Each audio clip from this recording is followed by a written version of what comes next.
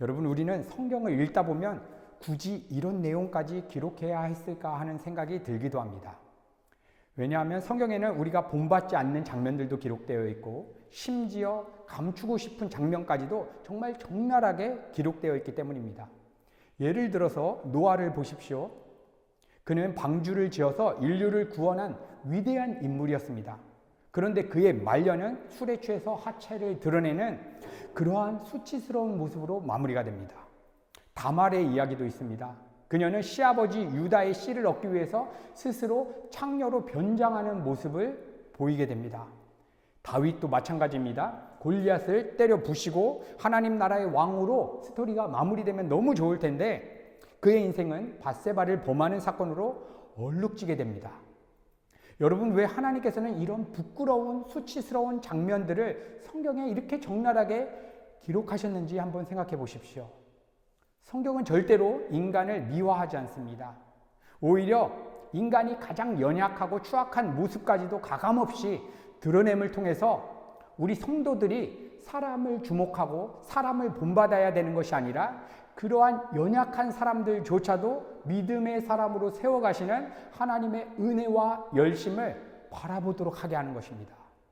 그리고 오늘 우리가 함께 살펴볼 본문에도 정말 이러한 인물이 등장합니다. 그가 바로 기생 라합입니다. 그녀는 자신의 나라를 배반하고 적군의 정탐꾼을 숨겨주어서 심지어 거짓말까지 한 그러한 여인이었습니다. 인간적인 눈으로 본다면 결코 우리가 본받을 만한 사람이 아닙니다. 더구나 라합은 여리고성에 어떠한 직업을 가졌냐면 매춘부였습니다. 몸을 파는 여인, 사회의 가장 밑바닥에서 몸을 팔면서 생계를 이어가던 여인입니다. 그런데 놀랍게도 성경은 이 여인이 아직 매춘부의 삶을 청산하지도 않았는데 믿음의 사람이다라고 증언하고 있는 것입니다. 야고보서 2장 25절을 한번 보십시오. 또 이와 같이 기생 라합이 사자들을 대접하여 다른 길로 나가게 한 일로 의롭다 하심을 받은 것이 아니냐. 여러분, 우리가 상식적으로 생각한다면 믿음의 사람이다라고 불리려면 과거에 그런 매춘부의 삶을 다 청산하고 이제 거룩한 삶, 깨끗한 삶을 살아갈 때 믿음의 사람이다라고 불려야지 맞는 게 아니겠습니까? 그런데 성경은 분명하게 이야기하는 것입니다. 라합이 여전히 매춘부였을 때 믿음으로 구원을 받았다. 의롭다함을 받았다. 더욱더 놀라운 사실은 히브리서 11장의 믿음의 장을 보시면 믿음의 선진들의 이름이 막 열거되는데 아벨에서 시작해서 에녹, 노아, 아브라함, 이삭, 야곱, 요셉, 모세로 이어지다가 라합이 기록되는 것입니다. 여러분, 라합은 여호와 신앙에 대한 모세나 레위인들에 대한 그러한 가르침을 단 한 번도 받아본 적이 없었던 것입니다. 지금으로 따지면 기독교에 대한 성경의 내용을 어떤 누군가로부터 단 한 번의 가르침과 교육을 받아본 사람이 아니었습니다. 그런데 성경은 놀랍게도 이 여인을 믿음의 사람이다라고 기록하고 있는 것입니다. 여러분, 이렇게 믿음이라는 것은 인간의 눈으로 보기에 도덕적이고 윤리적인 차원을 뛰어넘는 놀라운 세계라는 것을 우리 가운데 보여주는 것입니다. 여러분, 오늘 본문 말씀을 통해서 하나님이 정말 간절히 찾으는 사람은 누구인지, 그리고 우리에게도 지금 하나님께서 원하시는 그 믿음의 내용은 무엇인지를 우리가 말씀을 통해서 발견하게 되는 그러한 은혜의 시간이 되기를 간절히 소망합니다. 여러분, 오늘 본문 말씀을 기록한 여호수아는 정탐의 아픈 역사를 누구보다 잘 아는 사람이었습니다. 가데스 바네아에서 12명의 정탐꾼이 돌아왔을 때 10명은 두려움에 사로잡혀서 불신앙에 보고를 했습니다. 그 결과 이스라엘의 많은 사람들이 그 10명의 불신앙의 그러한 정탐 내용을 듣고 38년 동안 방황하다가 약속의 땅에 들어가지 못하고 다 죽었다는 사실을 여호수아는 누구보다도 잘 알고 있습니다. 그래서 여호수아는 정탐이 잘못 사용되면 불신앙을 퍼뜨리고 공동체 전체를 무너뜨릴 수 있다는 사실을 누구보다도 더 잘 알고 있는 것입니다. 그런데 놀랍게도 여호수아가 리더가 되자 다시 정탐꾼을 보내는 것입니다. 여러분 그런데 한번 생각해 보십시오. 여호수아 1장을 보시면 모세가 죽고 여호수아가 이스라엘의 리더자로 세워졌을 때 하나님이 뭐라고 약속해 주셨습니까? 강하고 담대하라, 두려워하지 말라, 놀라지 말라. 내가 어디로 가든지 너와 함께 할 것이니까 너는 두려워하지 말고 강하고 담대해야 된다는 말을 반복하고 반복해서 약속해 주셨습니다. 그런데 이상하지 않습니까? 분명 하나님께서 함께 하시겠다라고 강력하게 이야기했음에도 불구하고 곧장 여리고 성으로 나아가는 것이 아니라 정탐꾼을 보내는 것입니다. 하나님이 함께 하시면 반드시 승리하는데 왜 정탐을 보낸다는 것입니까? 여러분, 그리고 오늘 본문을 보시면 정탐을 보낸 내용이 조금 더 의미심장하게 다가오게 됩니다. 오늘 개역성경을 보시면 정탐꾼을 보내어라고 되어 있지만 원문상의 의미를 살펴보면 가만히 보냈다, 다시 말하면 몰래 보냈다라고 하는 의미입니다. 그러니까 여호수아는 백성들에게도 알리지 않고 은밀하게 몰래 두 사람을 정탐꾼으로 보냈다는 것입니다. 그런데 매우 특이한 점이 있습니다. 여리고성이 실제로 함락되는 여호수아 6장을 우리가 자세히 살펴봐도 정탐꾼들의 보고를 바탕으로 어떠한 군사 작전이나 전술 계획도 세워졌다라고 하는 흔적도 없습니다. 오히려 엿새 동안 하루에 6번씩 돌고 7째 날 7번 돌고 소리 지르라고 하는 그 작전을 통해서 여리고성이 함락되었습니다. 결국 정탐꾼의 결과나 인간적인 전략은 실제 전투에서 아무런 역할도 하지 않았습니다. 오직 하나님의 말씀에 대한 순종만이 승리를 가져온 결정적인 요소가 되었습니다. 여러분, 이렇게 하나님께서 이미 이러한 초자연적인 방법으로 여리고성을 다 무너뜨릴 계획을 하셨다면 여호수아는 왜 굳이 정탐꾼을 보내었는지 우리가 한번 생각해 보아야 할 필요가 있습니다. 여러분, 성경에서는 여호수아가 왜 2명의 정탐꾼을 보냈는지는 명확하게 기술하고 있지 않습니다. 그런데 우리가 이 말씀을 살펴서 추측해 본다면 여호수아의 마음 깊은 곳에서는 하나님께서 정탐이라고 하는 사건을 통해서 구원의 역사를 이루시려고 하는 뜻이 있다라고 하는 마음이 감동되었을 것이라 생각되어집니다. 만약 정탐꾼들이 여리고성에 가지 않았다면 라합의 마음속에 간직되어 있었던 하나님에 대한 믿음이 행동으로 표현될 기회를 얻지 못했을 것입니다. 결국 그녀의 구원의 문은 닫혀버렸을지도 모르는 것입니다. 그래서 하나님께서는 여호수아의 마음을 감동시켜서 정탐이라고 하는 그러한 인간적인 수단을 사용하셔서 죄 많은 한 여인과 그 가족에게 구원의 길을 여시고 지금 이 시대를 살아가는 우리들에게도 우리 성도들이 어떠한 믿음의 자리까지 나아가야 하는지를 명확하게 보여주시는 것입니다. 여러분, 라합의 집은 숙박시설을 하는 역할을 했기 때문에 많은 나그네들이 와서 이야기들을 하고 여러 가지 소문들을 이야기했을 것입니다. 그래서 수많은 사람들을 통해서 여러 가지 소문들을 라합은 들었습니다. 라합은 그들을 통해서 이스라엘 백성에 관한 소문도 들었을 것입니다. 출애굽의 대역사, 홍해를 마른 땅처럼 걸어간 사건, 광야 38년 동안 하나님께서 먹고 입고 쓸 것을 다 공급하셨다는 그러한 여정, 그리고 요단강 건너편에서 두 아모리 왕 시온과 옥을 무찌른 이야기까지도 듣게 되었을 것입니다. 그리고 이제 하나님이 이끄시는 이스라엘 백성들이 여리고성을 향해 다가온다고 하는 소문은 여리고성에 모두 사람들 가운데 다 퍼져 있었습니다. 바로 이 소문을 듣고 있었던 라합은 정탐꾼을 맞이했을 때 이렇게 고백했던 것입니다. 우리 함께 이 본문 말씀 여호수아 2장 11절 같이 봉독하도록 하겠습니다. 우리가 듣자 곧 마음이 녹았고 너희로 말미암아 사람이 정신을 잃었나니 너희의 하나님 여호와는 위로는 하늘에서 아래로는 땅에서 하나님이시다. 여러분, 라합의 상황을 한번 생각해 보십시오. 그는 여리고성의 시민입니다. 당연히 자신의 나라를 지킬 의무가 있는 사람입니다. 그런데 라합은 적국 이스라엘의 정탐꾼을 숨겨주었고 그들을 보호하기 위해서 자기 나라의 왕과 군인들에게 거짓말까지도 했습니다. 더욱이 라합은 자신의 조국인 여리고가 결코 이스라엘을 이길 수 없다는 사실도 알고 있었습니다. 이렇게 곧 멸망할 나라 속에서 자신의 가족만, 자신과 자신의 가족이 살아남기 위해서 적군을 돕는다는 것은 일반적인 상식이나 윤리, 도덕으로 결코 용납될 수가 없는 것 아닙니까? 거짓말까지 하는 것입니다. 여러분, 우리 대한민국의 역사 속에 논계를 한번 떠올려 보십시오. 임진왜란 때 일본군이 진주성을 함락시키고 자축을 벌일 때 기생 논계는 10손가락 가지를 끼고 적장을 끌어안고 남강으로 함께 뛰어내렸습니다. 자신의 목숨과 함께 적군의 수장을 제거해버린 것입니다. 민족을 위해서 적군을 죽인 논계와는 달리 라합은 정반대의 선택을 했던 것입니다. 그녀는 자기 나라의 적을 도왔고 자국을 배신한 듯 보였으며 인간적인 시선으로 본다면 그녀는 매국노 아니겠습니까? 그런데 이렇게 인간의 눈으로 보기에는 매국노와 같은 배신하는 그러한 행동이 하나님의 눈에는 오히려 믿음의 선질 반열에 오르게 된 결정적인 이유가 되었다는 것입니다. 여러분, 그런데 혹자들은 이렇게 생각할 수 있습니다.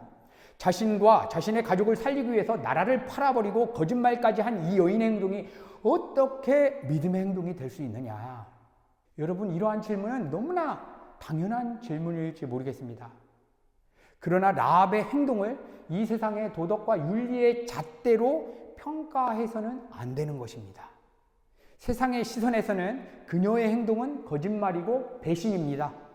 그러나 하나님의 시선에는 생명을 살리는 선택이었고 구속의 역사를 돕는 믿음의 행동으로 카운트가 되었던 것입니다. 성경은 분명히 라합의 이 행위를 믿음의 행위, 의로운 행위라고 칭찬하고 있다는 것입니다. 여러분, 이것이 이 세상이 바라보는 기준과 하나님이 바라보는 기준의 차이점입니다. 이 세상은 형식적인 진실을 추구합니다. 그런데 하나님이 추구하는 것은 생명과 구원을 위한 본질적인 사랑을 중요하게 여기신다는 것을 우리는 발견하게 되는 것입니다. 여러분, 예수님께서도 안식일에 병자를 고쳤을 때 바리새인들은 율법을 어겼다라고 정죄를 했습니다. 그런데 예수님께서는 그들에게 이렇게 질문하셨습니다. 안식일에 선을 행하는 것과 악을 행하는 것, 생명을 구하는 것과 죽이는 것, 어느 것이 옳은 것이냐? 여러분, 이렇게 주님께서는 이러한 질문을 하심을 통해서 하나님께서 진짜 원하는 것은 형식적으로 한두 가지 율법의 그러한 규율을 지켜내는 것이 아니라 생명을 살리는 본질이 하나님께서 가장 소중하게 여기신다는 것을 우리 주님께서 이 질문을 통해서 드러내신 것입니다. 마찬가지로 라합도 하나님께서 기뻐하시는 것은 이 세상의 기준이 아니라 생명을 살리고 하나님의 구원의 역사에 동참하는 일이 가장 소중한 사실이라는 것을 믿고 있었던 것입니다. 그리고 라합의 믿음에서 가장 놀라운 것이 있다면 그녀가 눈에 보이는 지금의 삶의 상황을 바라보는 시각이었습니다. 여리고성 사람들은 이스라엘과 여리고성이 싸운다라고 생각하고 있었습니다. 심지어 선민인 이스라엘 사람들조차도 자기들과 여리고성 사람들과 싸움을 하는데 하나님께서 우리를 도와주신다라고 생각했습니다. 그런데 라합의 시선은 완전히 달랐습니다. 그녀는 이스라엘 백성과 여리고성이 싸운 것이 아니라 하나님께서 여리고성과 싸우신다라고 하는 그러한 믿음의 시각으로 보게 되었던 것입니다. 그래서 그녀는 정탐꾼들에게 이렇게 고백했습니다. 여호수아 2장 9절, 너희의 하나님 여호와께서 너에게 이 땅을 주실 줄을 내가 아노라. 여러분, 우리는 여기에서 라합이 이 역사를 바라보는 굉장히 독특한 믿음의 시각을 발견하게 되는 것입니다. 만약 이것이 단순히 이스라엘 사람들과 여리고성 사람들의 싸움이었다라고 그가 보았다면 여러분, 아무리 못난 사람도 아무리 악한 사람도 자신의 나라가 멸망하기를 바라는 사람은 없을 것입니다. 그런데 라합의 마음 깊은 곳에는 이런 믿음이 있었던 것 같습니다. 내가 기생으로 살면서 소문으로 이스라엘의 하나님 여호와 하나님에 대한 소문을 들었는데 그 하나님은 선하시다. 그 하나님은 옳으시다. 그 하나님이 하시는 모든 것이 완전하시다. 그리고 이제 하나님과 여리고성 사람들 사이에서 싸움이 벌어질 것인데 나는 내 민족에 대한 나의 독단적인 내 감정과 내 판단과 내 의지가 아니라 오직 하나님의 뜻과 계획만이 이 땅 가운데 펼쳐지기를 원합니다. 라고 하는 것이 라합이 품고 있었던 믿음의 내용이었던 것 같습니다. 여러분, 우리 그리스도인들은 반드시 자신의 나라를 위해서 기도해야 합니다. 왜냐하면 우리에게 주신 이 나라는 하나님께서 주신 너무나 소중한 선물이기 때문입니다. 그래서 사무엘 선지자는 나라를 위해서 기도하기를 쉬는 죄를 범하지 말게 하라라고 말했습니다.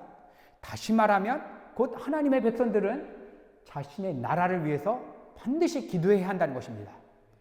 그런데 우리가 나라를 위해서 기도할 때 어떻게 기도해야 하느냐, 이것을 우리가 살펴봐야 하는 것입니다.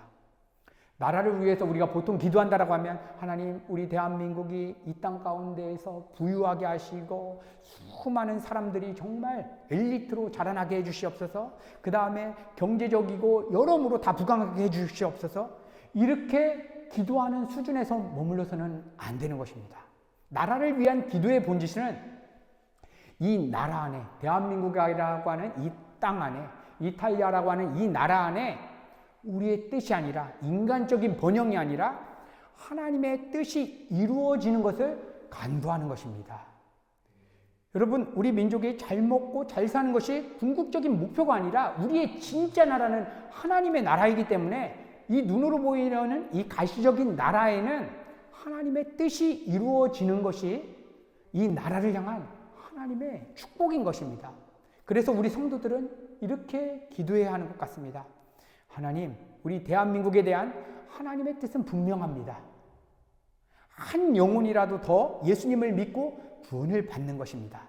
그 구원의 역사가 이루어지기 위해서 하나님께서 때로는 경제적인 어려움도 허용하실 수 있고, 정치적인 혼란도 허용하실 수 있고, 때로는 불의한 상황이 일어나도록 허락하실 때도 있음을 믿습니다. 그러나 모든 상황을 통해서 하나님의 뜻만이 이루어지기를 간절히 소망합니다. 반대로 하나님께서 안정된 삶을 주시고 부유함을 주신다라고 하면 그것을 통해서라도 하나님의 뜻이 이루어지는 도구로 사용하여 주시옵소서. 여러분, 이것이 바로 라합이 자신의 민족을 바라보았던 믿음의 시각이었던 것입니다.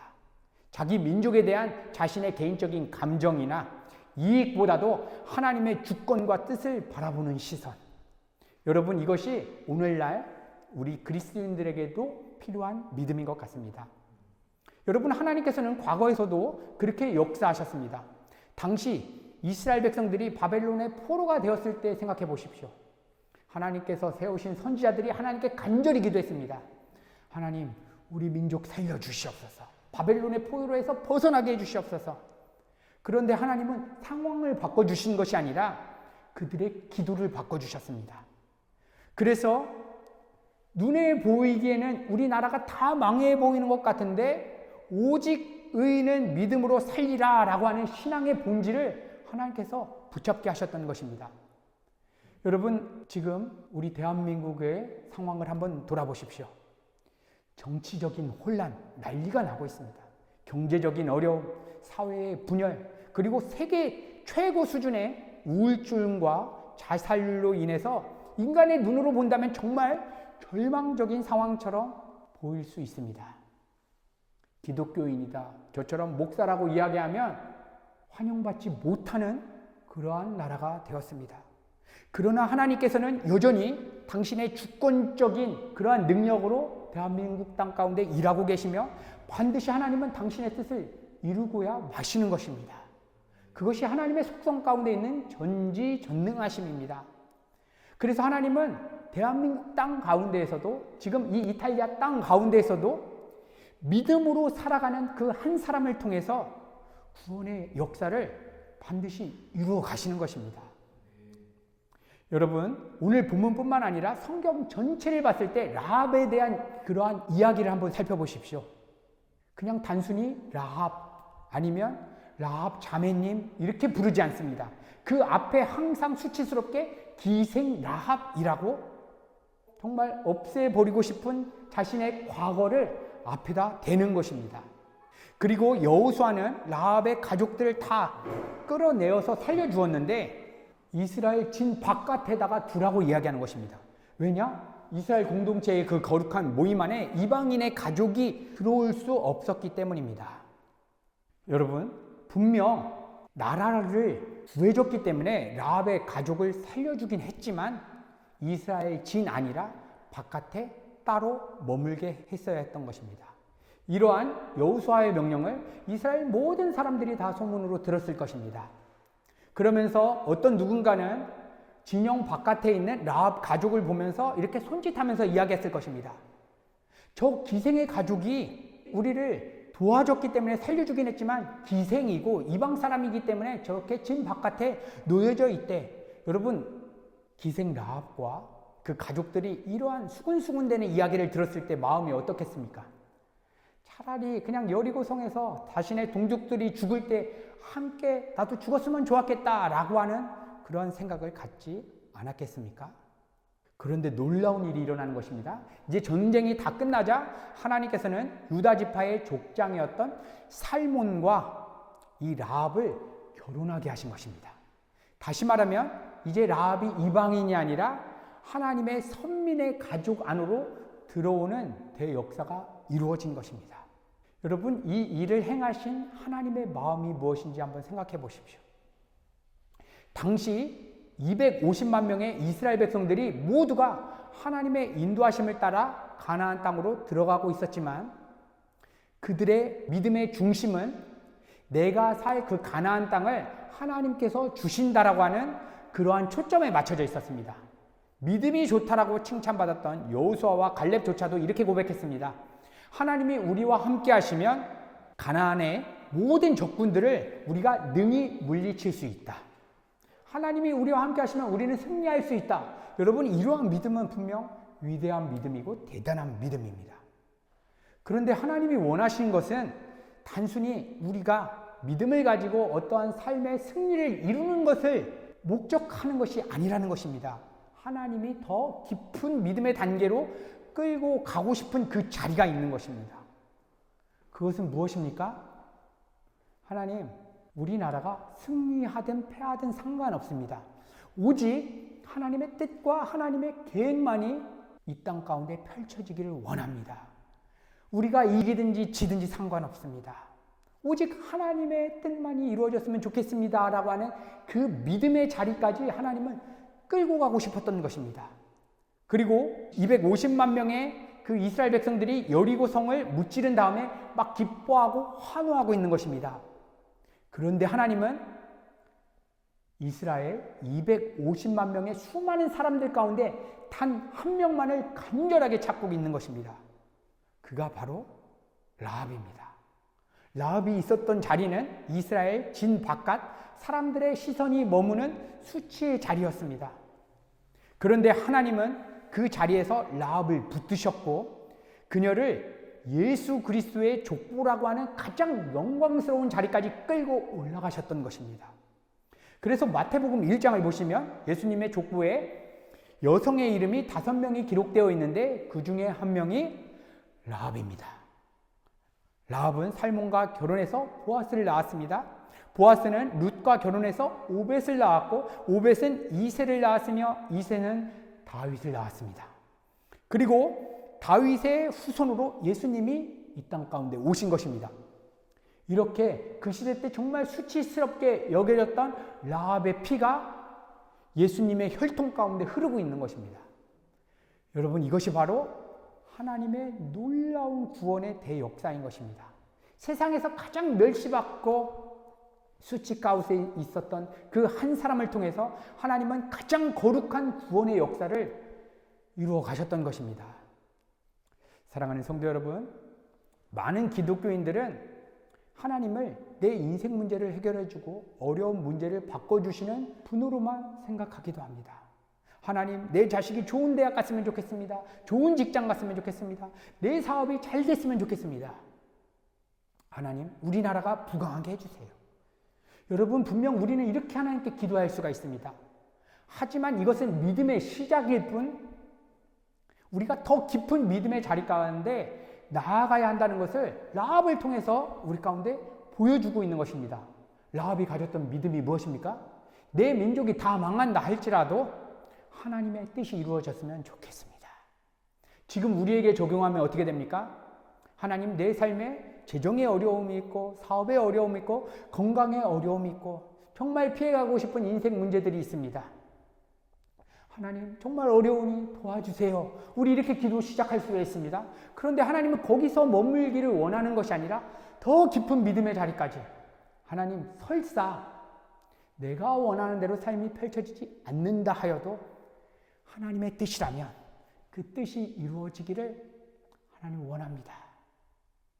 지금 내 마음을 살펴보면 할 수만 있다면 하나님 피해가고 싶은 것은 사실이지만, 하나님, 오늘 이 라합의 믿음을 우리가 묵상하며 하나님, 내 삶이 내가 원하는 대로 안 될지어도 하나님의 뜻이 이루어지기를 간절히 소망합니다 라고 고백하는 그 믿음을 하나님께서 지금 이 시대에도 간절히 찾으시는 사람인 것입니다. 여러분, 그래서 바울이 이렇게 고백했던 것입니다. 빌립보서 3장 8절, 내 주 그리스도 예수를 아는 지식이 가장 고상함으로 내가 모든 것을 해로 여김이라. 이렇게 인생의 가장 큰 축복은 망해 보이는 우리나라가 다시 부강해지고 내 인생 문제가 해결되는 것이 아니라 이런 상황들을 통해서 하나님을 아는 지식이 조금씩 자라나는 것, 그것을 누리는 것, 이것이야말로 인생의 최고의 축복입니다. 그렇기 때문에 라합은 구약시대 때도, 아직 예수 그리스도가 오시기 전 구약시대에도 이러한 믿음을 선물 받고, 내 나라가 다 망한다 할지라도 하나님의 뜻이라면 하나님 그렇게 망하게 됐으면 좋겠습니다 하는 그 믿음의 발걸음을 띄우자. 이 세상 사람들의 눈으로 보기에는 매국노였고 거짓말쟁이였고 나라를 팔아버린 정말 파람치한 여인이지만, 하나님께서는 그녀를 붙잡고 예수 그리스도의 족보까지 끌고 올라가시는 구원의 대역사를 이루셨던 것입니다. 누가 오늘 이 기도회 가운데 하나님, 내 삶에 대한 내 기대와 내 희망도 있지만 하나님, 더 깊은 믿음의 단계 가운데 나아갈 수 있도록 하나님 나를 도와주시옵소서라고 그렇게 하나님의 은혜를 구하시겠습니까? 이렇게 우리가 정말 연약하지만 이러한 믿음의 단계 가운데 나아가기를 위해서 성령의 도우심을 구하게 될 때에 하나님께서는 여러분들 한 분 한 분을 통해서 대한민국을, 이탈리아를, 이 온 열방을 하나님을 향한 예배자로 세워지는 그러한 구원의 역사를 반드시 이루어 가실 것입니다. 이러한 믿음이 우리 밀라노 은혜 가족 공동체 모두에게 부어지게 되기를 간절히 소망합니다.